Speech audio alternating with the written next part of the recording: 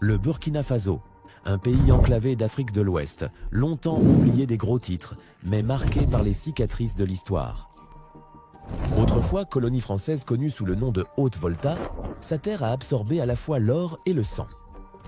L'indépendance est arrivée en 1960, mais la véritable liberté, la souveraineté réelle sont restées insaisissables. La corruption, les coups d'État et les ingérences étrangères formaient le décor de la vie quotidienne. Mais il y eut autrefois une lueur d'espoir. En 1983, un jeune capitaine audacieux nommé Thomas Sankara prit le pouvoir. Charismatique, intrépide et révolutionnaire, Sankara rebaptisa le pays Burkina Faso, la terre des hommes intègres. Il refusa l'aide étrangère, privilégia l'autosuffisance et inspira des millions de personnes. Mais sa vie fut brutalement interrompue lors d'un coup d'État, largement considéré comme soutenu par des intérêts étrangers. Et avec lui, son rêve fut enterré. Aujourd'hui, des décennies plus tard, un autre jeune soldat émerge de l'ombre. Ibrahim Traoré est né dans une petite ville appelée Bondokui. Pas de cuillère en argent, pas d'héritage familial, juste un esprit curieux et une détermination silencieuse. Il a étudié la géologie, oui, les roches, avant de choisir la vie de soldat. Grâce à l'armée, il gravit rapidement les échelons, discipliné, respecté. Lorsqu'il fut déployé au Mali dans le cadre de missions de l'ONU, il fit preuve d'un leadership rare au cœur du chaos des opérations antiterroristes. En 2022, le Burkina Faso était en feu. Les djihadistes contrôlaient près de la moitié du pays. Un coup d'État précédent avait porté Paul-Henri Damiba au pouvoir, mais ses promesses sonnaient creux. Le peuple avait perdu confiance. Et le 30 septembre 2022, Ibrahim Traoré, âgé de seulement 34 ans, passa à l'action. Par un coup d'État rapide et presque sans effusion de sang, il prit le contrôle du pays. Pas de palais, pas de jet privé. Il refusa une augmentation de salaire, lança des usines à la place et ébranla l'ordre international. Personne ne l'avait vu venir, mais la révolution était de retour. Ibrahim Traoré ne se contentait pas de porter l'uniforme d'un révolutionnaire, il en incarnait l'esprit. Et à chaque geste audacieux, à chaque discours qui faisait trembler les nerfs coloniaux, il devenait plus qu'un président. Il est devenu un symbole. Mais avec ce symbole est venue une cible. Dans ses premiers mois au pouvoir, Traoré n'a pas perdu de temps. Il a déclaré la guerre, non seulement au terrorisme, mais aussi à la corruption, à la dépendance et au néocolonialisme. Premier sur la sellette, les troupes françaises. Pendant des années, la France avait maintenu une présence militaire au Burkina Faso sous prétexte de lutter contre les insurgés, mais les chiffres racontaient une autre histoire. Les attaques djihadistes ont augmenté, les civils continuaient de mourir, et les forces locales restaient sous-équipées. Alors Traoré a expulsé les Français. Pas de négociation, pas de prolongation, juste un délai et un départ. Puis vinrent les contrats miniers. L'or, la ressource d'exportation la plus précieuse du Burkina Faso, avait longtemps été siphonné par des multinationales opérant dans des conditions douteuses. Traoré les a annulés. L'une après l'autre, les entreprises étrangères ont été privées de leur droit d'exploiter la terre sans compensation équitable. La richesse de la nation, déclara-t-il, ne serait plus exportée au détriment de son peuple. Les dirigeants occidentaux se sont moqués, les médias l'ont qualifié de marionnette russe. Mais au Burkina Faso, quelque chose a changé. La fierté est revenue. Traoré a redoublé d'efforts pour promouvoir la production locale, exigeant que tous les fonctionnaires portent des vêtements traditionnels fabriqués au Burkina Faso. Il a gelé les avoirs des élites corrompues. Il a refusé d'emménager dans le palais présidentiel. Sa voiture, un SUV modeste. Ses repas, les mêmes que ceux des soldats. Ce n'étaient pas de simples gestes. C'étaient des déclarations. Mais alors que sa popularité montait en flèche dans son pays, les murmures à l'étranger se faisaient plus insistants. Et bientôt, les menaces de mort se transformèrent en véritables complots. La première tentative est arrivée sous les traits d'une célébration. En janvier 2023, lors d'un grand match de la Coupe d'Afrique des Nations, Traoré devait assister à un événement public de retransmission avec des fans et des soldats. En apparence, c'était un moment patriotique, un jeune dirigeant debout aux côtés de son peuple. Ce que personne ne savait, c'est qu'une bombe avait été dissimulée sous la scène où il devait prendre la parole, programmée pour exploser au moment où il saisirait le micro. Le plan était chirurgical, rapide, spectaculaire, dévastateur. Et si cela échouait, un plan de secours était prévu. Une embuscade contre son convoi sur le chemin du retour, utilisant des armes lourdes et des informations internes. Une zone de tir mortelle, propre, déguisée en attaque terroriste. Mais le complot ne s'est jamais concrétisé. Des agents du renseignement russe, discrètement infiltrés dans la région, ont intercepté des communications cryptées. Ils ont transmis l'information à la toute nouvelle unité de sécurité intérieure du Burkina Faso, un groupe d'élite loyal uniquement à Traoré. La scène a été discrètement fouillée quelques heures avant l'événement. La bombe a été retrouvée, l'itinéraire du convoi a été modifié. Aucune arrestation n'a été effectuée. Les fabricants de la bombe se sont volatilisés dans la poussière. Mais Traoré a survécu. Et c'était le premier complot, une évasion miraculeuse. Si vous ne pouvez pas tuer un homme, remplacez-le. C'était la logique derrière le deuxième grand complot. Un coup d'État de l'ombre orchestré depuis l'intérieur même du gouvernement que Traoré avait hérité. En septembre 2023, à peine un an après sa prise de pouvoir, des agents du renseignement ont intercepté des messages codés entre deux anciens hauts responsables, le lieutenant-colonel Emmanuel Somda et le commissaire Bassol. Tous deux étaient respectés, décorés et apparemment loyaux. Tous deux avaient servi sous Damiba, l'homme même que Traoré avait évincé. Le plan, susciter la dissension interne, faire courir des rumeurs d'instabilité et prendre le contrôle d'installations militaires clés pendant que Traoré se trouvait dans une région reculée du nord pour rendre visite aux troupes. Une fois de plus, le timing était crucial. Et une fois de plus, quelqu'un a parlé. Le complot s'est effondré quelques jours avant son exécution. Somda et Bassol ont été arrêtés sous des chefs d'accusation tenus secrets. Les téléphones ont été confisqués, les réunions retracées et les murmures sont devenus des preuves. Ce qui a choqué les services de renseignement, ce n'était pas seulement la trahison. C'étaient les liens remontant jusqu'à Damiba lui-même, désormais en exil. Et bien que l'ampleur réelle de l'implication étrangère n'ait jamais été officiellement révélée, des sources internes affirment que des empreintes internationales ont été découvertes. Flux d'argent, relevés d'appels, messages cryptés transitant par des serveurs européens. Il était clair que ce n'était pas simplement de la politique. C'était une guerre, et elle n'était pas terminée. Ce qui s'est passé ensuite défie la logique. On dirait un roman, sauf que chaque mot est vrai. À la fin de l'année 2023, le cercle rapproché de Traoré a reçu une information glaçante. Un intermédiaire étranger, dont l'identité reste confidentielle, a approché plusieurs membres de la garde présidentielle de Traoré, les mêmes hommes chargés de le protéger à chaque instant. L'offre, 5 millions de dollars en liquide.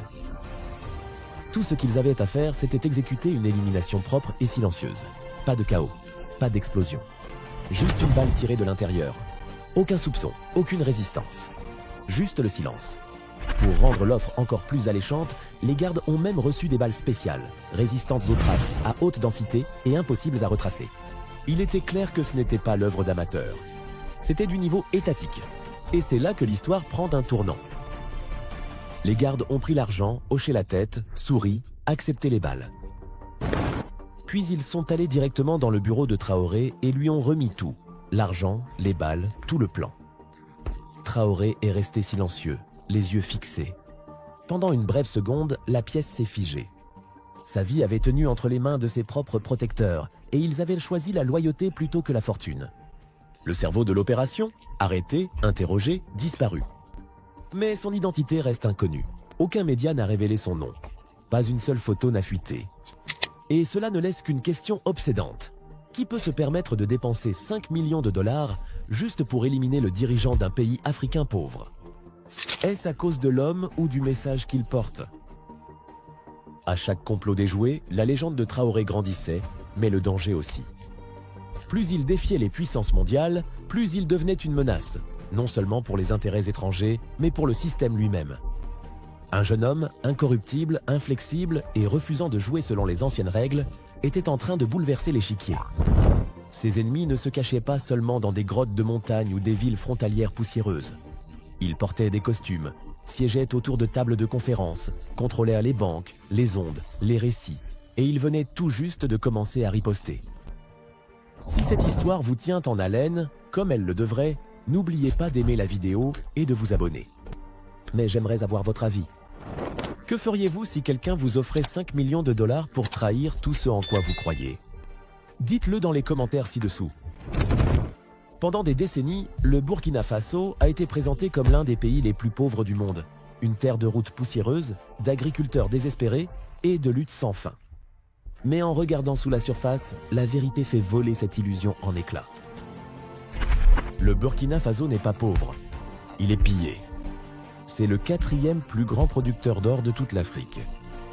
Sous sa terre rouge se cache un empire de richesses.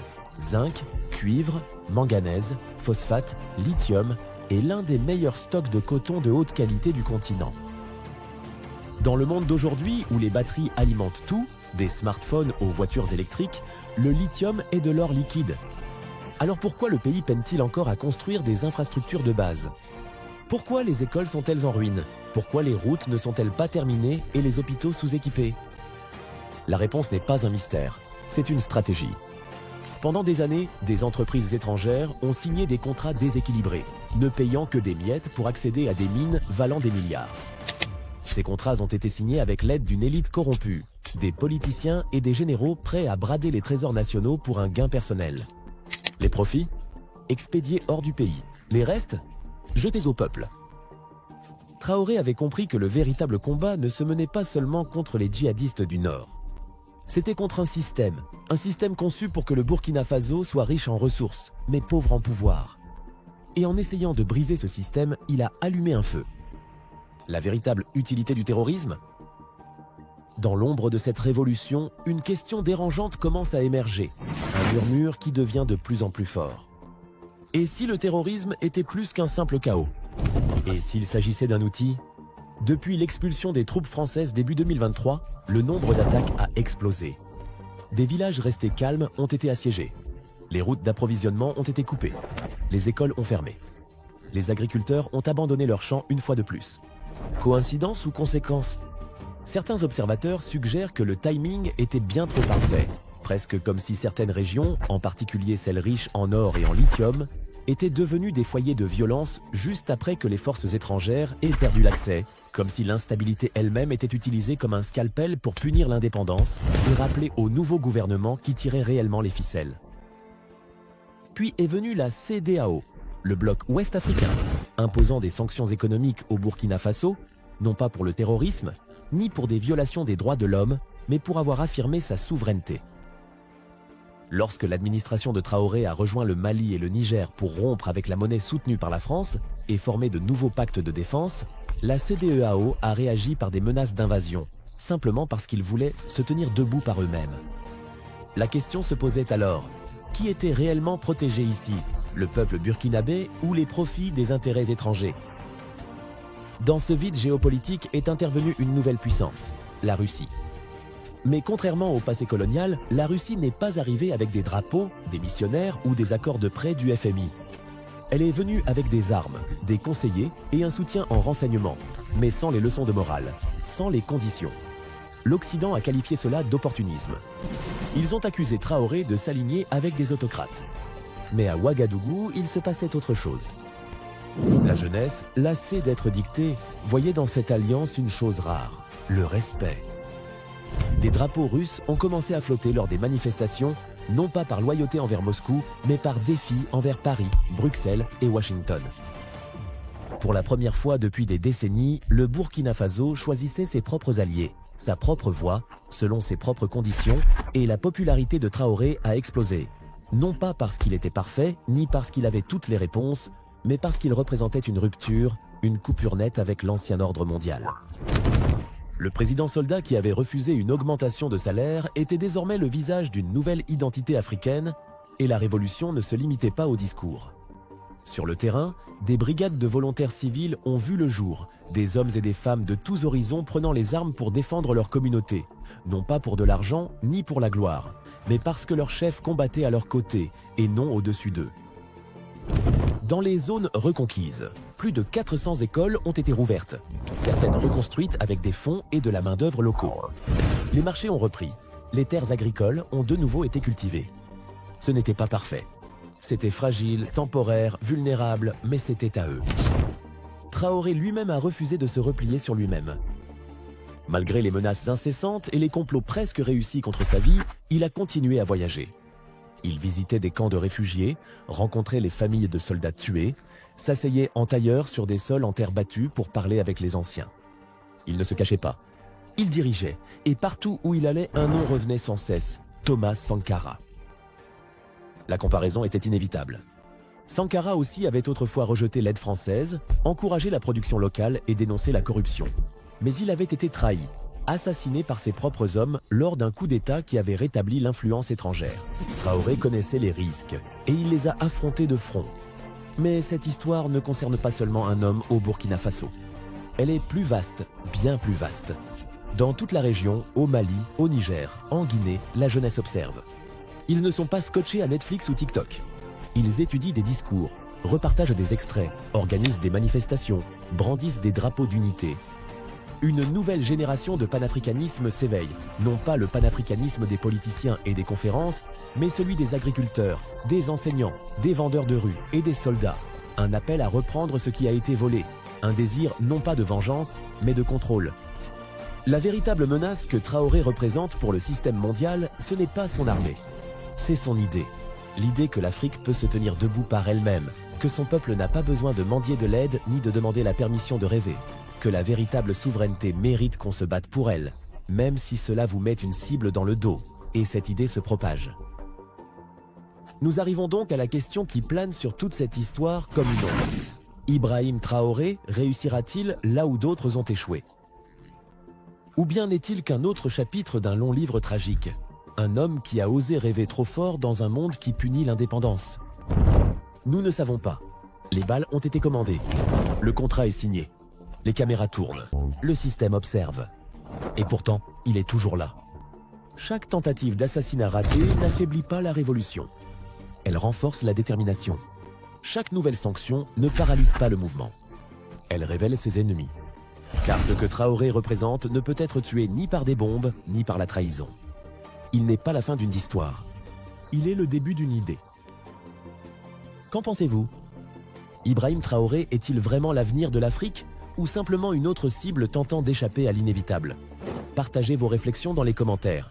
Partagez cette vidéo avec au moins 2 personnes qui ont besoin de savoir ce qui se passe réellement en Afrique au-delà des gros titres. Et n'oubliez pas d'aimer, de vous abonner et d'activer la cloche pour ne jamais manquer une histoire qui va plus loin que l'actualité. Car parfois, les révolutions les plus puissantes commencent par la vérité.